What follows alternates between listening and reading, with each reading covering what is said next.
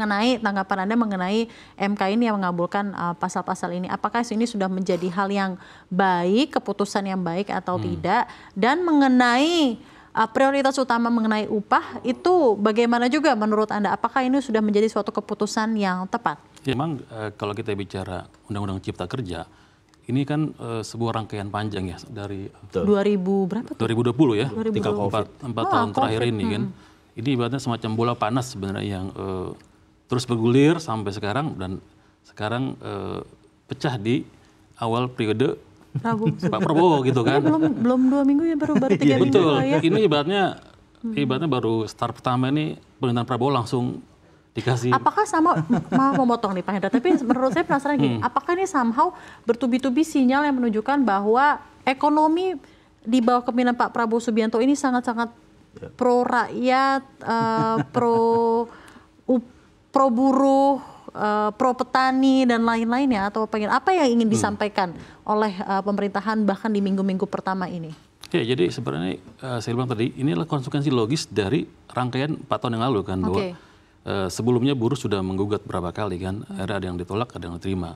Misalnya dulu kan sebelum ada undang-undang yang baru ini, Undang-Undang Nomor 6, ada namanya Perpu ya, Perpu Nomor 2 yang diganti dengan Nomor 6. Nah itu sebenarnya sebuah rangkaian yang memang sekarang lah puncaknya itu. Nah memang saat ini pemerintahan baru ini harus bisa buktikan nih bahwa memang waktu awal dibentuk Undang-Undang Cipta Kerja ini untuk ibaratnya memberikan kepastian hukum. Cuma dengan adanya gugatan ini yang dikabulkan, maka Prabowo dan timnya harus buktikan bahwa ini saatnya mereka buktikan bahwa bisa memberikan kepastian hukum dengan tidak memperpanjang berlama-lama dari hasil MK ini gitu. Betul. Jadi itu yang terpenting ya mengenai hal itu. Yang konkret sih konkretnya memang, apa tuh, Mas? Ya setelah ini kan harus ada undang-undang yang baru ya, salah satu dari putusan MK itu kan undang-undang ketenagakerjaan. Jadi saya tadi cerita undang-undang ketenagakerjaan yang dulu 2013 sebelum Pak Jokowi presiden.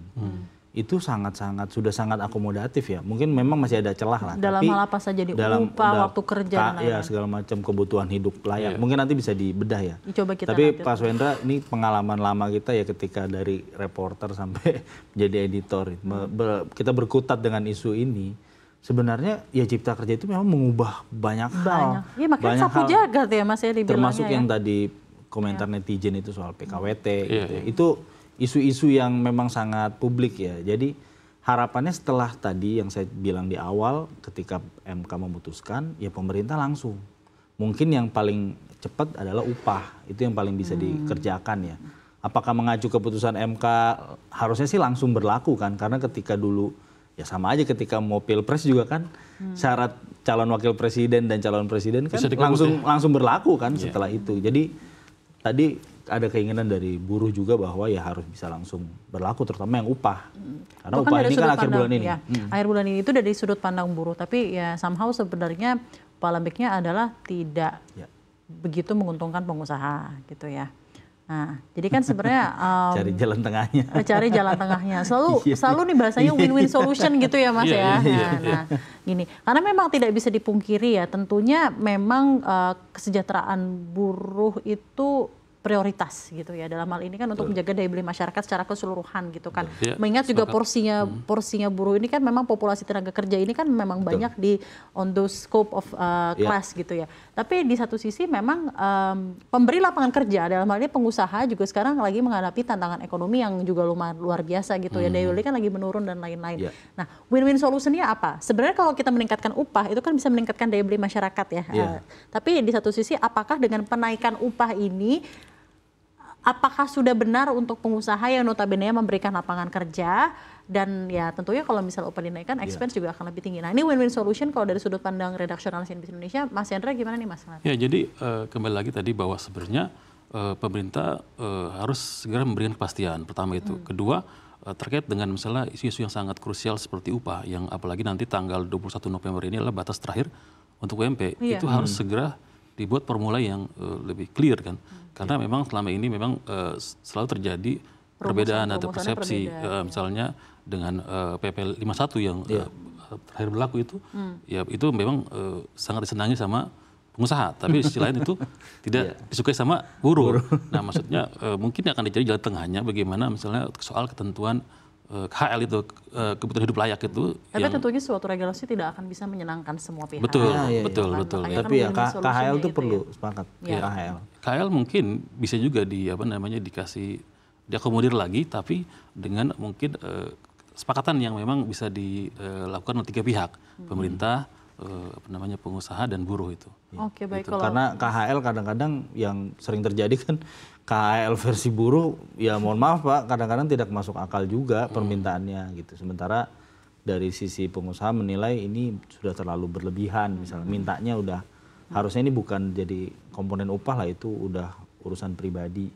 Makanya sebenarnya harapannya dengan di putusan ini kan salah satunya menghidupkan Dewan Pengupahan lagi. Harapannya dengan ada Dewan Pengupahan yang dulu Pak sebenarnya udah ada gitu ya. Harapannya memang bisa lebih fair, walaupun tadi seperti yang disampaikan Bu Ade bahwa tidak mungkin bisa memuaskan semua kalau untuk masalah upah ini. Jadi kita nantikan ya 21 November kira-kira akan seperti apa nih ya tentunya ya. Ya, pemerintah gerak cepat karena ini bentuk bukti pemerintahan Prabowo ini punya komitmen gitu. Iya, untuk terhadap kepastian ya. Dan daya beli masyarakat ini berarti hanya tinggal kurang dari 3 minggu lagi 21 November ya. Kita nantikan kira-kira keputusannya seperti apa. Nanti pasti juga ada respon lagi dari buruh, respon lagi dari pengusaha. Tapi selanjutnya setelah upah, prioritas utama dari 21 pasal kira-kira apa yang mesti langkah strategis yang harus kemudian menjadi PR berikutnya untuk pemerintah? Ya sebenarnya kalau menurut saya dari sekian 21 pasal itu sebenarnya ada hal yang 4 yang paling mendasar. Seperti yang disampaikan oleh mungkin Presiden Buruh, itu satu soal upah. Kedua soal outsourcing. Terus soal PKWT.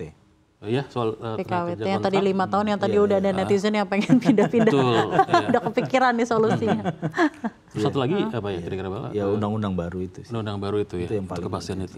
Oke, jadi itu prioritasnya. Ya apalagi sebenarnya ya dengan peta politik yang sekarang kan toh juga semuanya sudah mendukung ke pemerintah kan. Harusnya membuat revisi dan mengikuti putusan MK yang kemarin rasa-rasanya sih tidak sulit ya. Apa tidak akan ada pertentangan juga gitu. Dan rasa-rasanya DPR pun nggak mau aneh-aneh lah ini untuk di awal masa mereka gitu ya. Dengan ya ini kan kita berharap kan pemerintahan selesai 5 tahun, tidak ada gejolak macam-macam kan, keberlanjutan katanya kan. Jadi harapannya ya udah, tapi ketika ada putusan MK ya mbok ya ditaati. Ya, tapi sebenarnya kan ini ada dinamika regulasi ya, karena kan sebenarnya dibatalkan Undang-Undang Cipta Kerja ini kan ada kepastian hukum yang berubah lagi dalam hal ini. Tapi juga nanti kita akan discuss lagi mengenai hal ini karena ada pasal 21 nih ya yang dikabulkan gitu ya. Dan ini cukup menjadi suatu momen tersendiri ya untuk perjalanan dari Undang-Undang Cipta Kerja yang telah berjalan sejak pandemi COVID-19 ini. Nah, Mahkamah Konstitusi kan kita ketahui juga mengabulkan gugatan uji materi Undang-Undang Cipta Kerja hingga memutus libur 1 hari seminggu melanggar Undang-Undang 1945. Nah, setidaknya ada 400-an netizen yang berkomentar di kolom Instagram CNBC Indonesia terkait berita ini. Kita akan baca beberapa di antaranya, mungkin kita bisa baca langsung komen netizen. Dari 3363_farm, kenapa investor nggak mau buka perusahaan di Indonesia? Salah satunya karena suka demo nuntut gaji setiap tahun harus naik besar. Banyak libur, banyak asuransi. Ada juga dari @Aryawiana, bayangin aja dulu ke mall minggu tutup. Karena jam kerjanya diubah. @Yuri_Arnodus, pabrik auto pindah ke Vietnam atau Filipina. Ini juga menarik nih mengenai hari kerja. Ya kan ya, hari kerja dan investor regulasi. Investor sih yang paling menarik ya. Itu sih suara pengusaha biasanya bahwa banyak demo, banyak libur gitu kan, tanggal merahnya kebanyakan. Padahal sebenarnya kan masih banyak masalah-masalah fundamental ya sebenarnya dari sisi ya kepastian hukum, soal regulasi. Itu kan dua masalah basic ya yang sebenarnya nggak tahu di eranya. Saya rasa harusnya di eranya Pak Prabowo ini udah bukan jadi isu lagi, udah ada jalan keluar karena misalkan aparat jangan korupsi, misalkan permudah perizinan tapi jangan pakai cawe-cawe segala macam.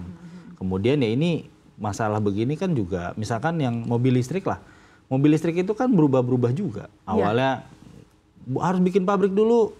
Terus tiba-tiba boleh langsung impor tanpa bikin pabrik tapi jangka waktunya 2 tahun gitu-gitu kan. Akhirnya pemerintah sendiri yang kadang-kadang harus saling memadamkan api. Nah ini yang maksud saya dinamika regulasi tadi kan. Sebenarnya walaupun ini ada pengkabulan 21 butir pasal, ini kan yang sebenarnya somehow diinginkan oleh para buruh, tapi lagi-lagi ada perubahan gitu kan dari segi ini kan. Nah mungkin dari redaksi CNBC Indonesia Anda melihatnya kira-kira di bawah kepemimpinan Prabowo Subianto dan Gibran Rakabuming Raka, di mana seperti yang disampaikan peta politiknya itu kan mayoritas sekali ya, sudah mendukung gitu ya presiden wakil presiden sekarang.